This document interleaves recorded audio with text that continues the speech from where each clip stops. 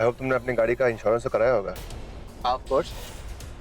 वैसे मुझे हवा से बातें करने का बहुत शौक है। यूरोप में मेरी गाड़ियाँ 150 की स्पीड के नीचे कभी नहीं थी।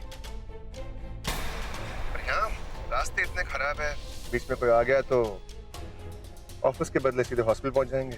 हेलो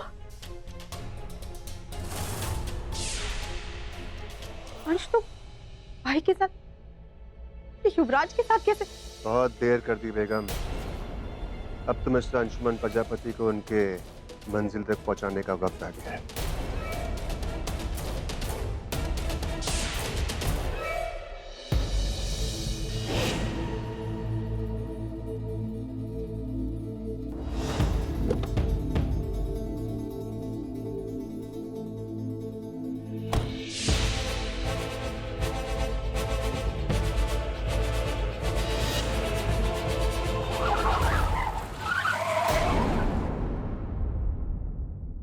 अबे अंधा है क्या? ठीक से गाड़ी चलाना नहीं आता?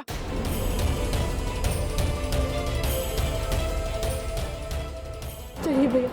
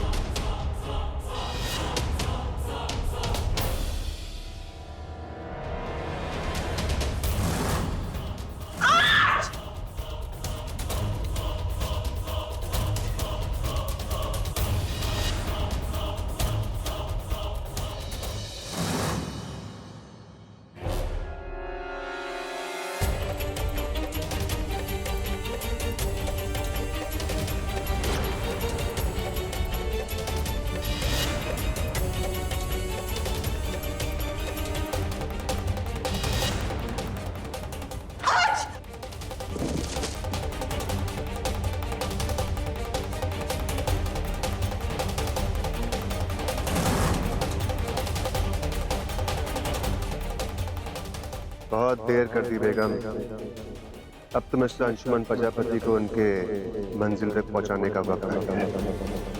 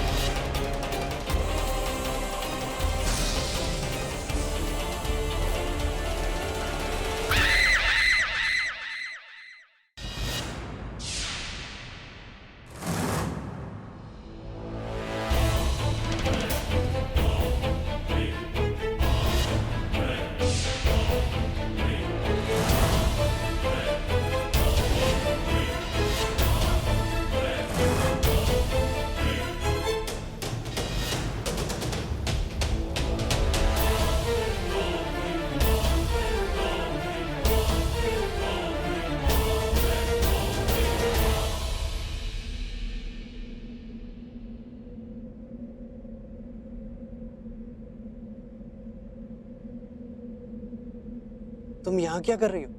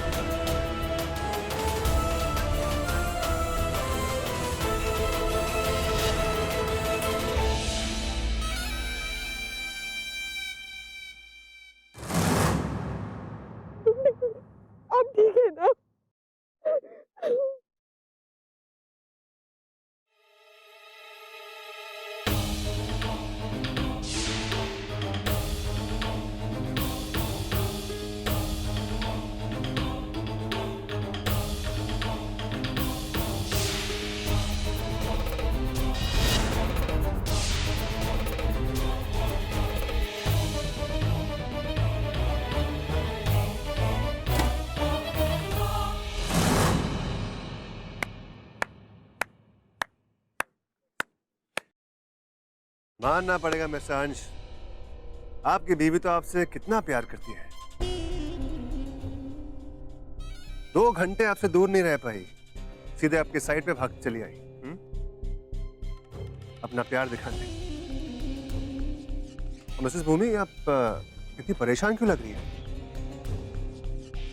ओह, मेरे हाथ में कुल्हाड़ी देख के आपको ऐसा तो नहीं लगा कि मैं मिस्टर अंश को?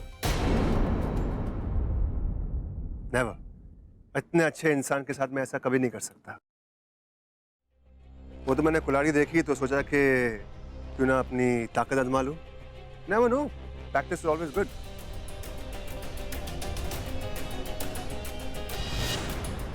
क्या पता इस प्रैक्टिस की कब जरूरत पड़ जाए।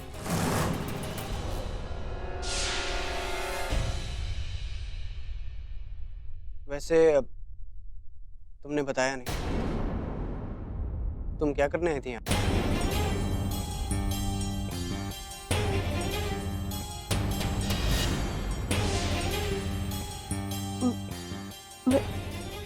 मैं वो बताइए भूमि जी, तो ऐसा क्या काम आ पड़ा कि आपको यहाँ आना पड़ा? फोन। आप मैं फोन? हाँ, मैं आपका फोन देने आई थी। आप घर बुलाए थे ना?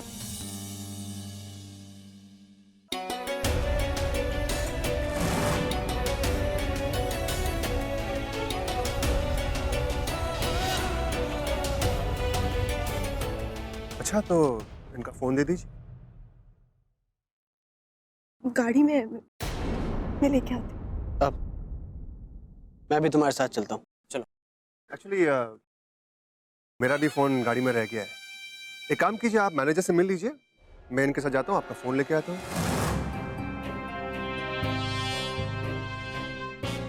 अब इतना सोच क्यों रहे? कोई ना, मैंने खा जाऊंगा। तुम ठीक हो ना? ठीक है, आप लोग जाइए, मैं देखता हूँ कि मैनेजर आया या नहीं। और हाँ, तुम्हें आने की जरूरत नहीं थी, लेकिन फिर भी थैंक्स।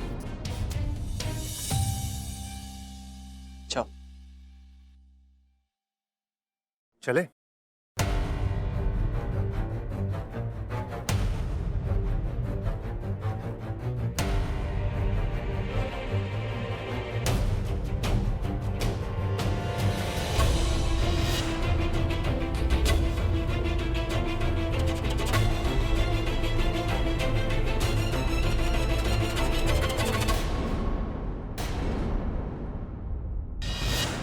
चिल्लाने से पहले सोच लेना, सारा सच अपने आप बाहर आ जाएगा। जो तुमने मेरे साथ किया ना, उसका बदला मैं टुकड़ों में लूंगा। ऐसा हाल करूंगा तुम्हारा कि तुम्हारी रूह मेरे नाम से कांपेगी, समझी तुम? और जो मैं बोल रहा था तुम्हें, वो भी तुम उन लोगों से क्लियर कर लेना।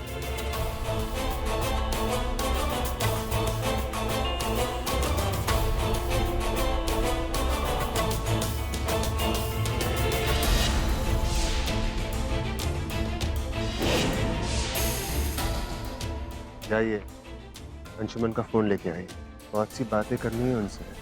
आफ्टर ऑल, आप स्पेंड क्वालिटी टाइम में। जाइए।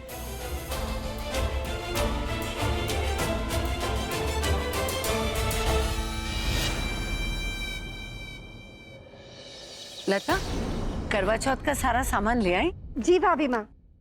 करवा चौथ ये ना मेरा सबसे फेवरेट त्योहार है। भाभी माँ, मैं क्या सोच रही हूँ कि क्यों ना इस बार करवा चौथ पे हम पड़ोस वाली सारी औरतों को भी घर बुला ले। इसी बहाने एक छोटी सी पार्टी भी हो जाएगी और व्रत में रौनक भी आ जाएगी। हाँ ठीक है। अच्छा सुनो लता, साड़ी वाले को बुला लेना, हम करवा चौथ पे भूमि को साड़ी देना चाहते हैं। भाभी माँ, आपने तो मेरे मुंह की बात छीन ली। लता दीदी, मैं आपसे बोलने ही वाली थी कि उस साड़ी वाले को बुला लो। एक्चुअली क्या है ना, जो साड़ी मैंने पहनने के लिए निकाली है ना, उसका रंग बड़ा फीका है।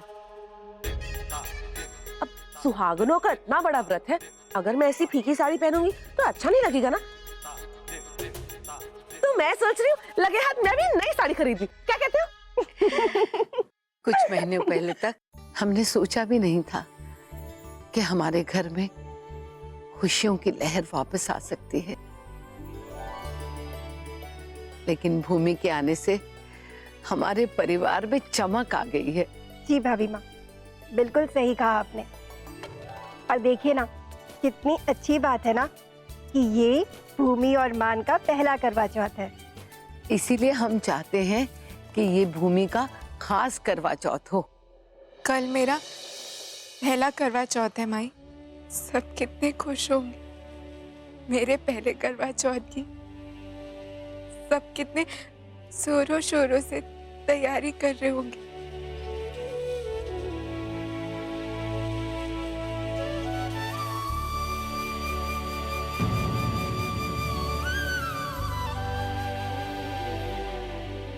आइए आप बैठिए, हम आते हैं अभी।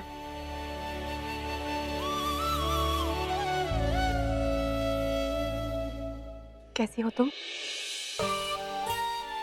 तुम्हें पता है मुझे कब से तुमसे बात करनी थी पर मौका ही नहीं मिल रहा था। कोई बात नहीं दिव्या, मैं समझ सकती हूँ। तुम कुछ नहीं समझ रही हो भूमि। तुम्हें पता है अंश ने जिद पकड़ ली है कि वो मुझसे शादी करेंगे, क्योंकि उन्हें ये प्रूव करना है कि तुम भूमि नहीं। मैं अपने अंश को बहुत अच्छे से जानती हूँ, पर तुम डरो मत, तुम हिम्मत मत हारना। ऐसी हिम्मत से काम करते रहना। नहीं भूमि, नवरात्रि के दिन बड़ी माँ ने हम दोनों की सगाई करवा दी। उस वक्त हालात ऐसे नहीं थे कि मैं कुछ बोल पाऊं, कुछ कह पाऊं। लेकिन शादी कैसे कर लूं? शादी अंश को तुमसे कैसे छीन लूं? तुम बिल्कुल भी गिल्टी फील मत करो, क्योंकि तुम कुछ गलत नहीं कर रही हो। तुम वही कर रही हो जो मैंने तुमसे कहा है। दिव्या, उस घर में मेरी जगह तुम्हारे अलावा और कोई ले ही नहीं सकता। मैंने अपने परिवार पर और अपने अंश पर यह हक तुम्हें दिया है, क्योंकि तुम एक बहुत अच्छी इंसान हो। नहीं भूमि, मैं बहुत दिन तक ये नहीं कर सकती। दिव्या, तुम इतनी आसानी से हिम्मत नहीं हार सकती। जिस तरह तुमने उस आग में हिम्मत दिखाकर हम दोनों को बचाया था, आज वही हिम्मत के साथ तुम्हें मेरे परिवार को बचाना होगा।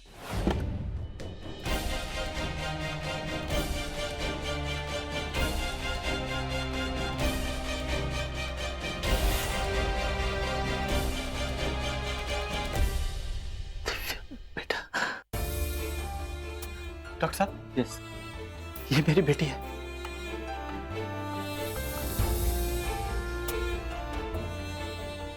ये तो एक्चुअली इनकी फैमिली के बारे में तो अभी तक कुछ पता नहीं चल पाया है, और तो इस हादसे में इनकी परिवार की जानकारी वाले सारे डॉक्यूमेंट्स भी जल के राख हो गए। डॉक्टर साहब, इसका इलाज मेरी बेटी की तरह कीजिए। मैं कोशिश करता हूँ इसके परिवार को ढूंढने की। नहीं, नहीं, मेरे परिवार को कुछ मत बताइएगा। पर भूमि, तुम अपने परिवार के पास वापस क्यों नहीं जाना चाहती? आप दोनों समझने की कोशिश कीजिए। मैं चाहकर भी उस घर में वापस नहीं जा सकती, क्योंकि जिसने मेरी बड़ी माँ को मारने की कोशिश की थी, उसने गलती से मुझे ही मार दिया। और उसे पता है कि मैं उसका राज जानती हूँ। अब अगर मैं वापस भी जाऊं तो वो मुझे अपने रास्ते से हटाने की कोशिश करेगी। मेरे पास कोई रास्ता नहीं बचा। पर तुम चाहो तो उसे... नहीं दिव्या, उसे सबक सिखाने का वक्त नहीं है मेरे पास। डॉक्टर ने कहा है कि अब मैं ज्यादा दिन तक जिंदा नहीं बचूंगी। नहीं बेटा, ऐसा नहीं कहते। तुम तो भी और... नहीं अंकल जी, आप मुझे झूठा दिलासा देने की कोशिश मत कीजिए। मुझे पता है कि मेरे दोनों लंग्स खराब हो चुके हैं और उन्हें ठीक करने का कोई तरीका नहीं। मैं अपने परिवार वालों को दोबारा मुझे खोने का दर्द नहीं देना चाहती।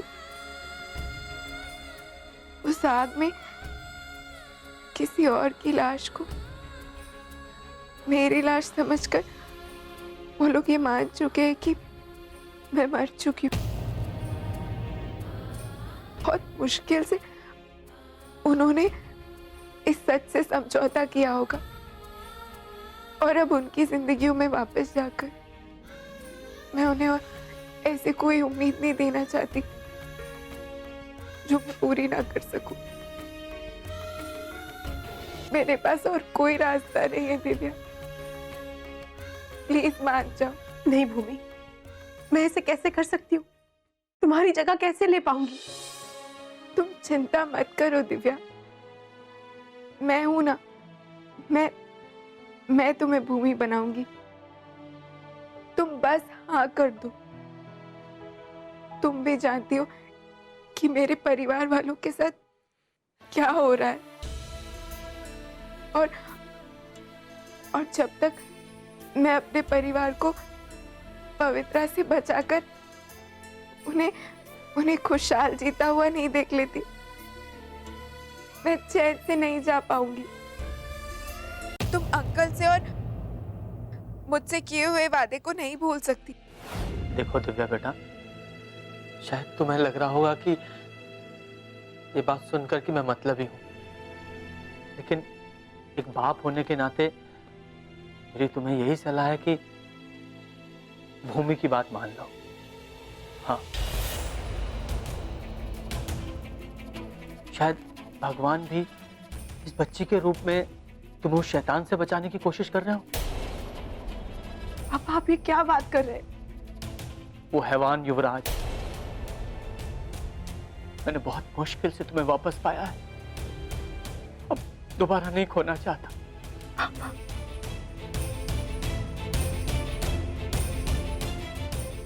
ये सब बहुत गलत हो रहा है पापा। मैं तो जीने की उम्मीद छोड़ चुकी थी, इसीलिए तो आत्महत्या की। लेकिन भगवान ने मुझे फिर से जिंदगी दे दी, और एक ये जो अपने परिवार के साथ जीना चाहती है, उसकी किस्मत में भगवान ने इतनी कम सांसें लिख दी। दिव्या, शायद कान्हा जी भी चाहते तुम भूमि को जिंदा रखो, खुद भूमि बनकर। प्लीज हाँ कर दो, प्लीज।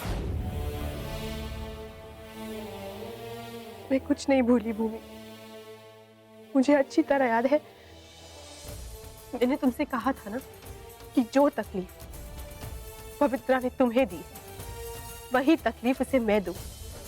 तुम देखना, मैं उसे चैन से नहीं बैठने दूंगी, उसे अपने किए पर पछतावा जरूर होगा, ये मैं तुमसे वादा करती हूँ। दिव्या, जिंदगी के इस मोड़ पर आने के बाद मुझे एक बात का एहसास हुआ है कि ये जिंदगी नफरत के लिए बहुत छोटी है।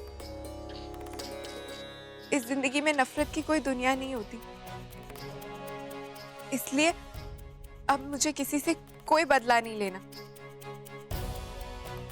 हाँ दिव्या, अब मुझे बस अपने परिवार की खुशियां चाहिए, और जाते जाते उन्हें किसी ऐसे हाथों में सौंप देना चाहती हूँ जो उन्हें संभाल कर रखे, जो हमेशा उनका सहारा बने, हमेशा उनका साथ दे, उन्हें खुश रखे। तुम्हारे जाने से मेरे परिवार में वो हंसी वापस आ गई है, और मैं चाहती हूँ कि ये हंसी हमेशा के लिए बरकरार रहे। ये लीजिए करवा चौथ का सामान जो आपने मंगवाया था। कल बहुत खास दिन है दिव्या, कल हमारा पहला करवा चौथ है, भूमि का पहला करवा चौथ है।